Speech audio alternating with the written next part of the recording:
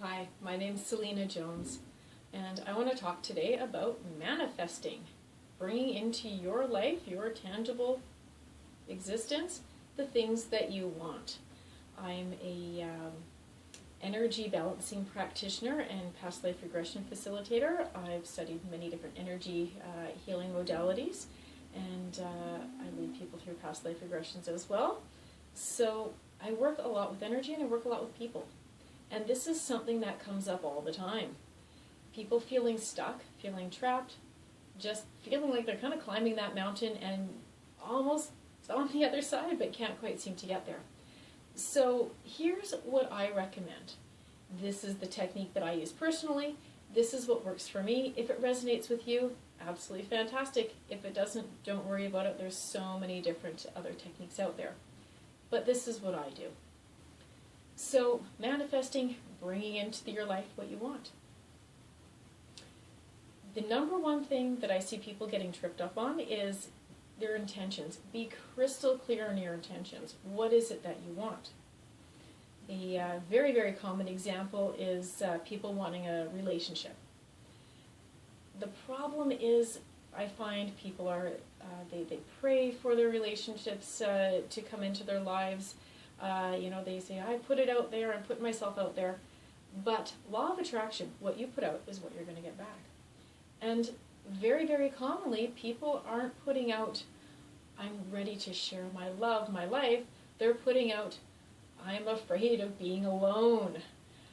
They're putting out fears, they're putting out insecurities, they're putting out comparisons with themselves and other people. This goes for relationships in that example, but money, work, education, anything you can manifest, you can manifest both sides of the coin. So number one is to be crystal clear in your intention. And the technique that I recommend is writing how your story ends. How this chapter of your story ends anyway. Go and write it down like you're writing a book. Or you can write a diary entry for a year in the future, 5 years, 10 years in the future, describing how well everything has worked out. So then, backwards to where you are today, you take that sense of knowing, you know that it's going to work out. There's no insecurities. You've read the last chapter, it's amazing, you wrote it yourself. So now you know that your situation today is actually going to work out. And it's going to be amazing, it's going to be beyond your wildest dreams.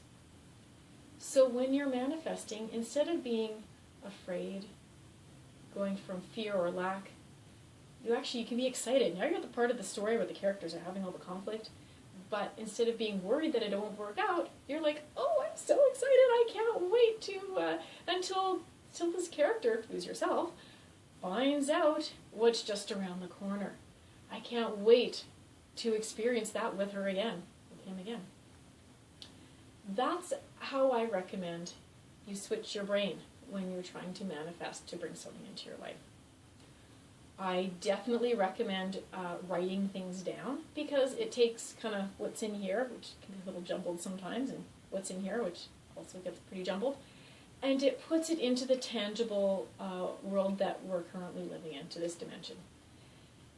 It just seems to have more power. If you are not a writer, you can draw. If you prefer to use your voice, record yourself saying what you want. I mean, really, most of us have smartphones at this stage. They all come with free recording apps. There's no excuses, okay? If you don't like seeing yourself on camera, you don't have to do like a video recording. Do an audio recording. Put out what you want, crystal clear intention, already knowing that it's going to work out. Specifically, what I do is when I write, I like to write a letter. You can address it, Dear God, Dear Angels, if you have an ascended master you work with, Jesus, the Buddha, Kuan Yin. If you're not in the spiritual realm, that's okay. Address it to your future self, to your higher self, the part of you that doesn't get weighed down by worries. But I like to write. I'm a clairvoyant, I'm angelic clairvoyant, so I see angels. I often address things to my angels because they're my partners in crime. They're around a lot. They're around you as well. And but address it to whoever you feel comfortable with. Dear, whoever. thank you, and then I write my list of thank yous for the things I have in my life. No matter where you are, there's always something to be grateful for.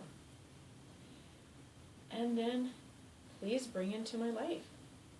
And I list what I want. You can say, I choose to manifest, please bring into my life, however. And I list very clearly what I would like in my life. I end it by saying, I surrender to my highest and best. You might think that person A is the absolute perfect person for you to have your relationship with. Maybe not so much, and there's someone just around the corner. So I surrender to my highest and best with gratitude, and I sign my name. And I do it constantly. That's the other key. Don't just do it once. Do it every night, every day, whenever you want to. But do it successive days in a row. Minimum 30 days in a row is what I say. Let me give you an example of a very specific situation that I manifested. A few years back now, I was working in a job that I had worked at I'd been in this particular office for a decade. My initial training before becoming an energy healer was as a veterinary assistant. So I'd been working in a practice for just over a decade. It was a few blocks away from my home. I had initially worked full-time. I'd gone and had my children, had a maternity leave, came back, was welcomed back part-time. You know, it was close. It had the hours that I needed for my young family at the time. It was a pretty good gig.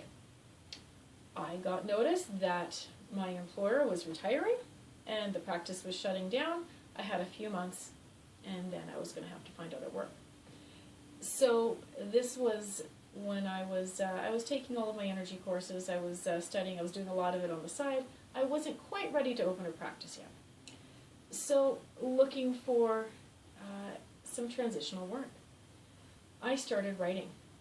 I wrote my letter, and I wrote, I'm looking for work that's close to home.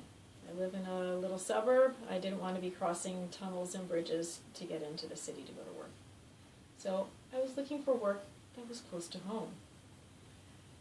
Please bring into my life co-workers that respect me and that I respect. No toxic work environments, no drama, been there, done that. All good things. Please bring into this work hours that worked for me and my family. I knew how many hours I wanted to work. I still had preschoolers, so you know I wasn't looking for 60-hour work week. Hours that worked for me and my family. And then I put it out there. I detailed how much money I wanted to make. Well, I did this every single night. Wrote down in my journal every night for about 2, almost 3 months. Time came. My one job ended. There was 0 transition period. I was contacted by someone I'd worked with at another point in my life, and was in the same town as me, needed someone to do some private contracting work within a field that I was already well established in. The job was there. Everything fell into line perfectly the way I needed it, the way I had manifested it. Note to self, I got to the penny what I had asked for as a monthly wage. Learned a lot from that lesson. I limited myself by setting a very specific wage. I'd given myself a little raise, but I limited myself. Should have given myself more of a raise, right? Whatever it takes for you, but looking backwards at those years, I realized it's what I felt that I deserved. I've changed that. You can change that too. This is what I do. This is how I manifest. So if you'd like more information about me, about what I do, my website is www.com. That's not it. www.energybalancingconnection.com. Try that again, Selena. My name's Selena Jones. Thanks so much for watching.